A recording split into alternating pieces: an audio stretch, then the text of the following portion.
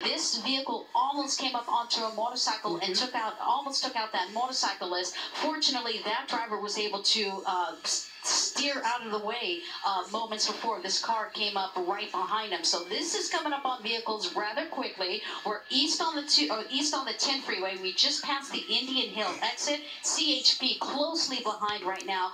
They want to bring this pursuit to a safe ending, and they are going to follow this vehicle until this pursuit concludes. They want to make it a safe ending where nobody gets injured. And up to the top of your screen, we saw another CHP officer at that on-ramp. He is going to get back onto this freeway and engage in this pursuit as well. And sometimes what they will do is if they have additional units, they will actually stop vehicles from getting onto the freeway. And now we are exiting the freeway right now, so you can see we are exiting the freeway. I'll get you this off-ramp here in 1 second. And that's just before Mountain Avenue, so we're going southbound on this major cross street here, Monte Vista. We're on Monte Vista, turning southbound on Monte Vista, and we're going to see what this vehicle decides to do. May flip a U-turn. That's been his tactic, getting off the freeway and then getting right back on. So I believe we may be pulling into a parking lot here.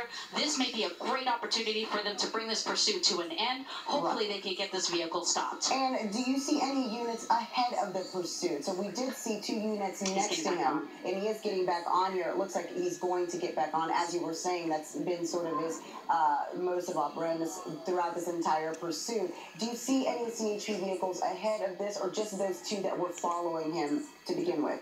Well, look at this right here. You got that CHP unit right over there, and they can't predict all the moves when he pulls into a parking lot. It's a matter of time whether or not they can position a unit in front to prevent him from exiting. He exited Monte Vista, went southbound for just about half a block, made a turn, and then went back onto the freeway here. So we're 210 eastbound, just passing the Monte Vista area. So we're going to reposition News Drop before here a little, but you can see that Mountain Avenue is going to be the next exit. CHP is off to the right, onto the right shoulder practically, following this vehicle right there. You got 3 CHP units, 4 CHP units following this vehicle. This guy's going off the freeway in case if he exits. Now he's going to stay on the freeway. He's going to become the primary unit following this vehicle east on the 10 San Bernardino freeway, just passing Mountain, and it looks as if Euclid is going to be the next exit. And we're seeing once he gets off of those vehicles, he'll try to slow down, but not enough for anyone to sort of come at him. He immediately does that turnaround. We've seen it now at least twice, correct me if I'm wrong, May, and where he turns back around and he gets back and goes the other way. Yeah, he just kind of toys around sometimes. You know, he knows he's being pursued right now, and it's just a matter of how long he can stay away from being arrested. So they just will drive erratically as possible to stay out of the law enforcement custody. Sadly, they put a lot of people's lives in danger when they drive like this way. That's the Euclid exit, about 90 miles per hour. So we're committed to the 10 freeway. Now we're coming into the Ontario area. We should be... See what happens moments ago, and then what's happening live on our air again. We are now exactly, he had been going 100 miles per hour getting off of exits, as you see on our screen in the moments ago box, and then in the live as he continues going on the 10. We are now at 2:12 in the afternoon, exactly 1 hour from when this pursuit began in Monrovia, weaving in and out of traffic as he has done, going all the way to the right, again taking the HOV lane. Again, 2 people in a white pickup truck. Calls of a suspicious vehicle to Monrovia police is how this all started. When Monrovia police went to speak to these vehicles or try to approach this vehicle with the people inside, that is when the pickup took off, and then we have been in a pursuit ever since then. So Megan, we're going to go back up to you and tell us what you're seeing at this point and where the vehicle is at this point. We're about 80 miles per hour, slowing down as we come up onto the Vineyard exit. Contemplating whether or not they're going to exit Vineyard. Sometimes they make the last-minute decision, but he's passing the Vineyard off-ramp, so he's continuing on the 10 freeway. About 80 miles per hour was the last report of speed from the California Highway Patrol helicopter. Slowed down a little since. Another problem, as we've been talking about, are these tinted windows. You can see how those windows are tinted, so it's very hard for law enforcement officers to see what is going on that vehicle, how many occupants are in that vehicle. Now, we do have reports possibly 2 individuals in this vehicle. We're on the eastbound side of the 10 freeway, just passing that Vineyard exit. We should be approaching the 15 freeway here shortly. We have Ontario Airport just to the south of us. I mean, and at some point, you would think you're driving at some rate of speed, Megan. Sometimes it's just getting to a point where we can slow this person down enough to be able to surround them and then stop this pursuit. Is that you usually or sometimes what happens in these types of cases?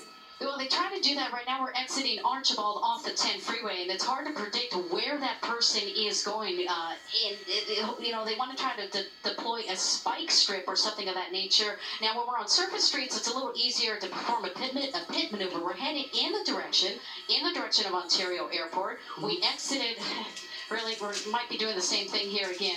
Exiting Archibald, and it looks like we might be getting back onto the freeway, or I believe he may actually be stopping here. Right. So, fortunately, he may be stopping, and I see hands are out right now. So, I feel comfortable zooming in, because we do see the hands. We're going to try to maneuver News Chopper 4 around so we can see both individuals in this vehicle.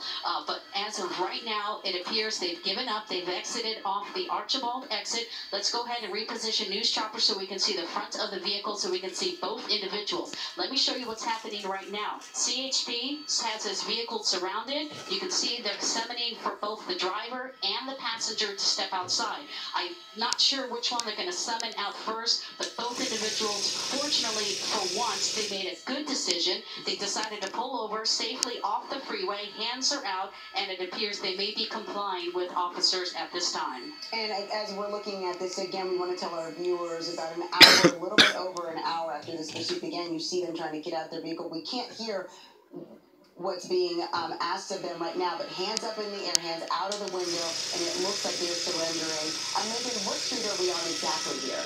We're off of Archibald, 1 street south, 1 street major to the south. It might be G Street here. I'll get that for you in a second. But you can see the driver out there is complying. He has his hands, got his last smoke, threw that cigarette down on the ground, lifting up his T-shirt, making sure that there's no weapons. That's why they have them do that. Usually they'll have them walk back to the officers. The passenger just decided to lay down like a slug and not move. Now, the driver is still standing up right now. He may comply with those demands. Again, for safety reasons, they want you to back up to the sound of their voice. Keep walking back. Don't turn around and look at us. We will apprehend you when you get into our particular space. So that's what he's doing. Hands are up.